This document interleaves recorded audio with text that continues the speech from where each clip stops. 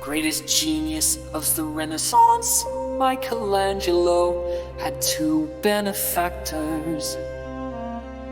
One was his nanny's husband, a stonemason, and the other was Lorenzo Medici, the head of the Medici family.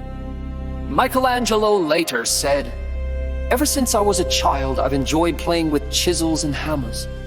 The goddess of fortune brought the boy Michelangelo to the attention of Lorenzo Medici, who had a special eye for art. Michelangelo was able to polish sculptures without limit in the marble garden of the Palazzo Medici. Not only that, he spent time with Lorenzo's sons and took care to learn about the humanities, including Plato's philosophy and Latin literature. Later, Michelangelo was able to reign as a multi-talented artist in sculpture, painting, poetry, and architecture, which would have been impossible without the insight and support of Lorenzo Medici. 1498, Michelangelo rose to the ranks of masters at the age of 24 with the Pietà in St. Peter's Basilica, The Pietà. featuring the Virgin Mary mourning the death of Jesus, caused a huge sensation. The face of the Virgin Mary was so young that it resembled a newlywed, which made it seem less realistic. He once again captivated the world with his follow-up work, the statue of David, ironically, which was painting, which was not his specialty, but sculpture that brought Michelangelo's fame to near divine levels.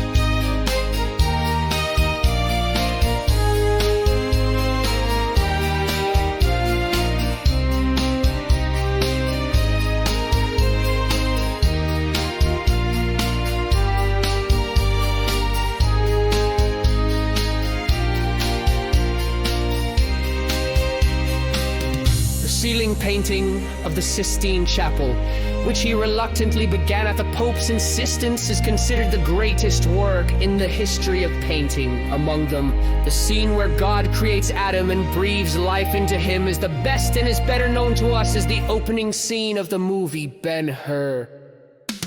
There are many behind-the-scenes stories about the ceiling painting of the Sistine Chapel.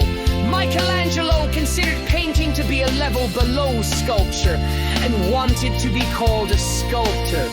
The ceiling painting, which he reluctantly began, was extremely difficult. The circus acrobats finished their mission by performing a trick for a very short moment, but this task required hanging from the ceiling for 10 hours a day. It was common for paint to drip into the eyes while drawing for a long time toward the ceiling.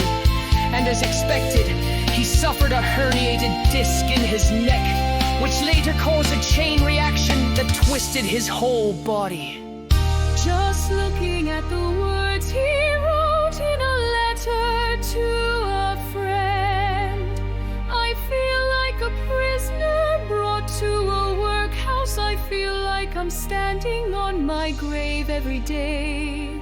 Shows how difficult the task. 1 year later, he was ordered to paint the mural, The Last Judgment in the St. Cathedral. Michelangelo waved his hand in denial, but he could not refuse the Pope's earnest request. At that time, Europe was experiencing disappointment with Catholicism and a fervor for religious reform.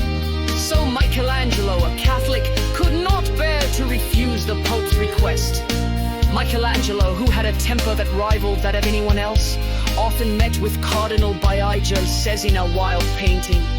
They clashed with each other. Finally, he took revenge by drawing a picture of a cardinal who interfered with everything. Michelangelo clashed not only with the cardinal, but also with his senior, Leonardo da Vinci.